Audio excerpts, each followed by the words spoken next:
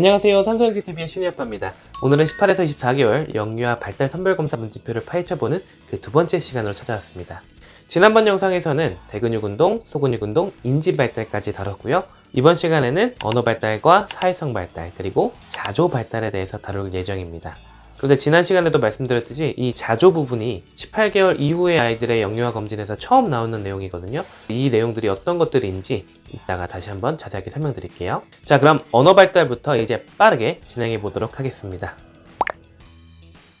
자, 18에서 24개월 아이들의 언어 발달의 특징은요, 소아과학 교과서에 뭐라고 나와 있냐면 이 시기의 아이들은 언어 발달이 가장 특징적이다 라고 나와 있어요.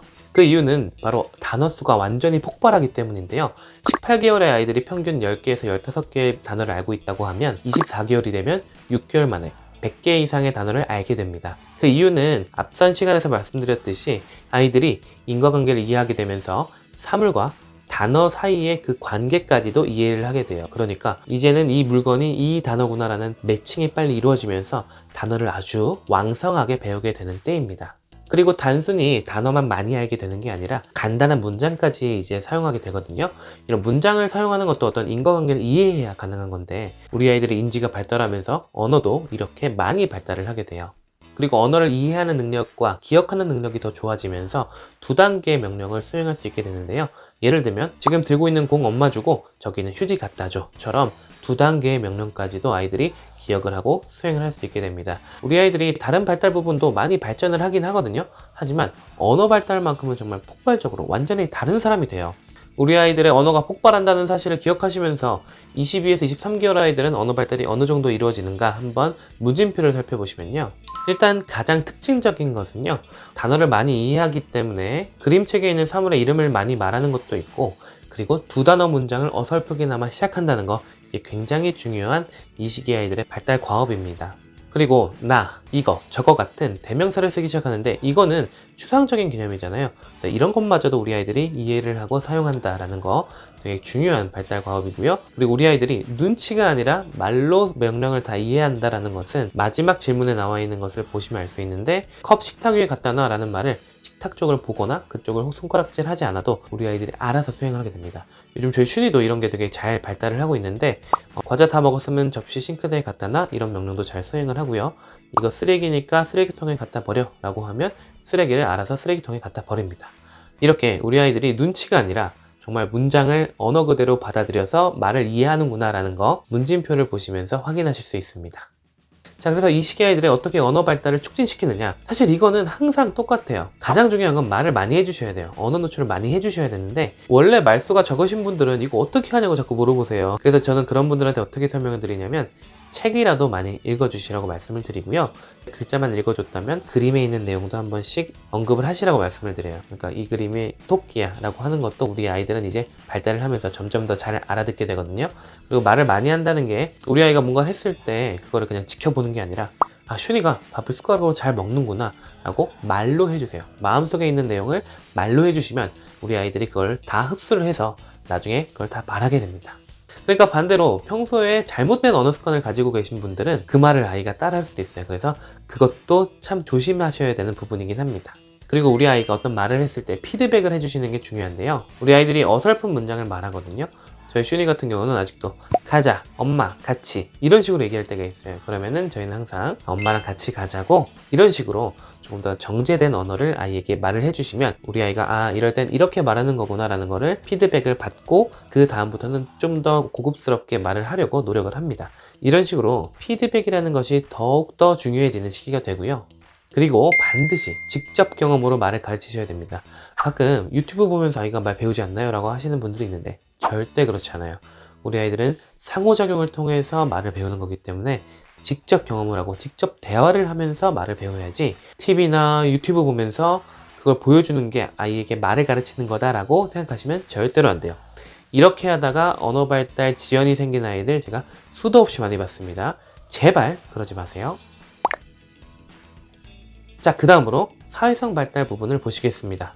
18에서 24개월 아이들의 사회성 발달의 특징은 아이들이 독립을 하려고 한다는 거예요. 이전까지는 엄마와 한 몸이라고 생각했다가 점점 더 자기가 혼자 많이 할 수 있게 된다라는 거를 깨닫고 자기 혼자 많이 하려고 하는데, 그런데 아직 모든 걸 완벽하게 해내지 못하잖아요. 그래서 거기서 오는 괴리감 때문에 여러 가지 특징들이 나타나게 됩니다.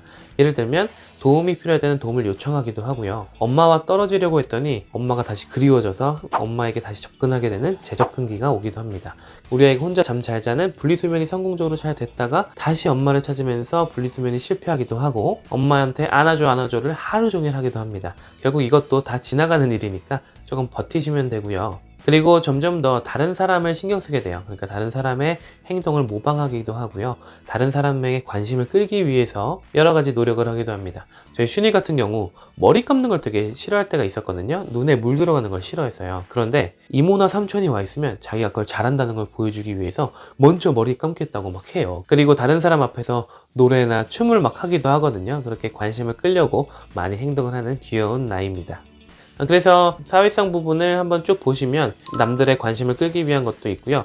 또 귀여운 게 아픈 척을 하거나 하면 걱정하는 척을 또 해줘요. 그리고 이 시기가 미운 2살, 미운 3살이라고 하던 싫어라고 하는 싫어병에 걸리는 시기이기도 해요. 그래서 싫다는 표현을 시작하기도 합니다. 그리고 엄마 아빠가 미안해, 고마워, 사랑해 이런 걸 시키면 하기도 하고요. 엄마 아빠가 인사를 하는 거 보고 따라서 인사를 하기도 해요.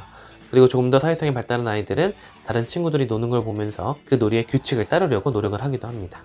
자, 그래서 이 시기의 아이들의 사회성 발달을 촉진하는 방법 중에 가장 중요한 거는요, 제가 생각했을 때는 아이의 표현을 존중해 주는 거예요. 싫어라는 표현도 많이 하게 되고요, 재접근기일 때 엄마한테 안아달라는 표현도 많이 하게 되는데, 싫다는 표현을 버릇없다고 생각하시는 분들도 있고요, 아니면은 몸이 힘드니까 아이에게 재접근기를 굉장히 귀찮아 하시는 분들도 있어요. 하지만 아이가 거절하는 것을 배우고 싫다는 표현을 배우는 것도 굉장히 중요한 과업 중에 하나고요. 그리고 재접근기를 또 잘 겪어야 우리 엄마 아빠로부터 조금 더 독립적인 개체로 클 수가 있어요. 그렇기 때문에 우리 아이의 표현을 존중해 줘야 된다라는 거 꼭 잊지 않으셨으면 좋겠고, 아이가 관심을 요한다고 했잖아요. 그럴 때 더 뜨거운 관심, 칭찬, 환호를 보내주셔야 됩니다.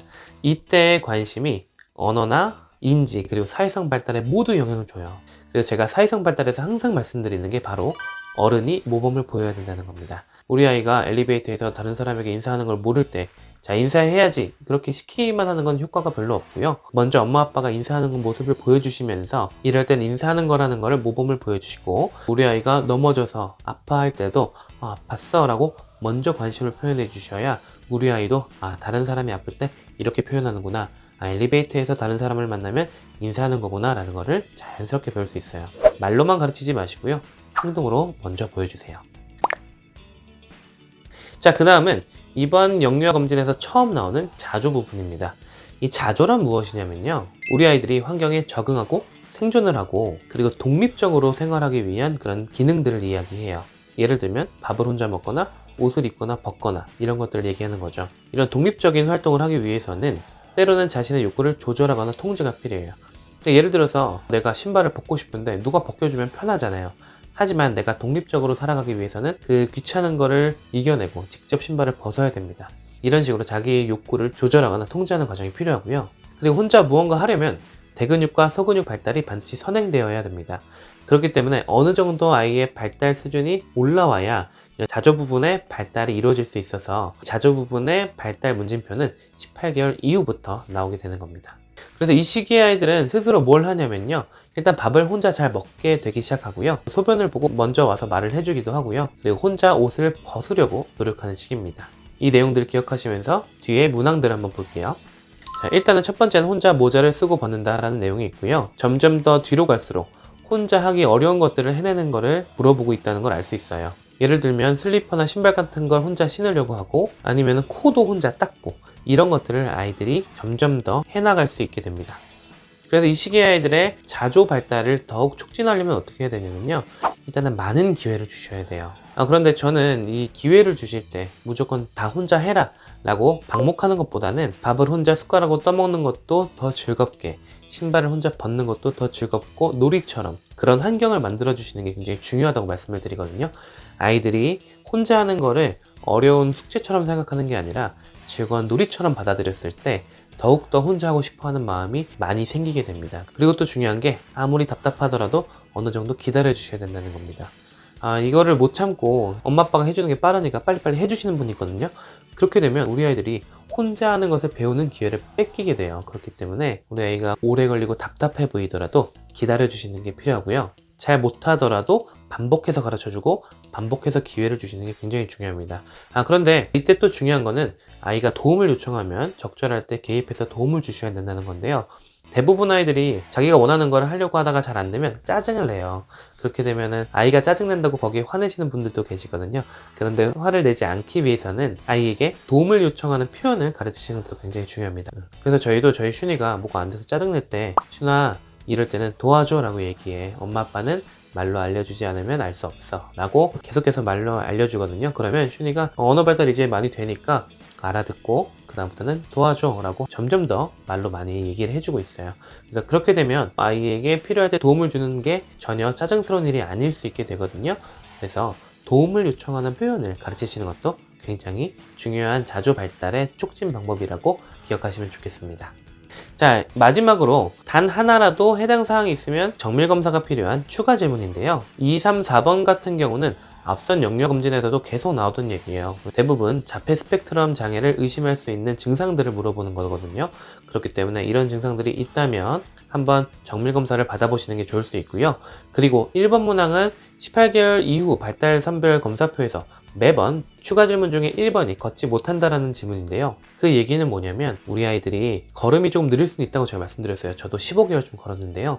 만약에 18개월까지 걷지 못한다라고 하면 그때는 몸에 이상은 없는지 정밀검사를 받아봐야 될 수도 있다는 뜻이에요. 그렇기 때문에 언제까지 못 걸어도 돼요? 라는 질문에 답을 드리자면 18개월 이후에도 못 걷는다면 정밀검사 받아보세요 라고 저희가 말씀을 드리고 있어요. 그래서 우리 아이가 16개월, 17개월이 됐는데도 못 걷는다라고 하면 미리 한번 진료를 받아보시는 것도 좋겠죠. 혹시 우리 아이가 걷는 게 너무 느려서 걱정이다라고 하시는 분들은 18개월이 정밀검사를 받는 기준이다라는 거 기억하시면서 우리 아이의 걷는 발달을 계속해서 촉진시켜 주시면 좋겠습니다. 이 18에서 24개월 아이들의 발달의 특징은 점점 더 가르치고 도와줘야 될 게 많다는 거예요.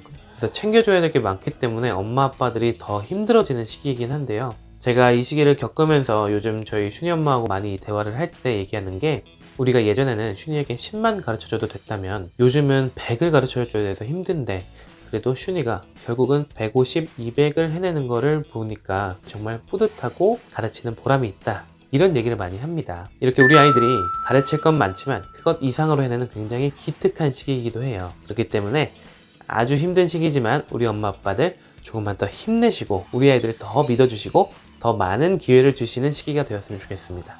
자, 이것으로 18에서 24개월 영유아 건강검진을 파헤쳐보는 영상은 마무리하겠는데요. 이 영상들이 우리 아이를 키울 때 가장 중요한 게 무엇인지 그것을 다시 한번 상기시키는 영상이 되었으면 좋겠고요. 또 너무 많은 것들을 챙기는 것보단 정말 중요한 것만 쿨하게 챙겨보자 라는 마음이 드실 수 있는 영상이 되었으면 좋겠네요.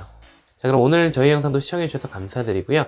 다음 시간에도 저는 우리 아이를 조금 더 행복하고 건강하게 키우는 데 도움이 될 수 있는 영상으로 찾아뵙겠습니다. 감사합니다.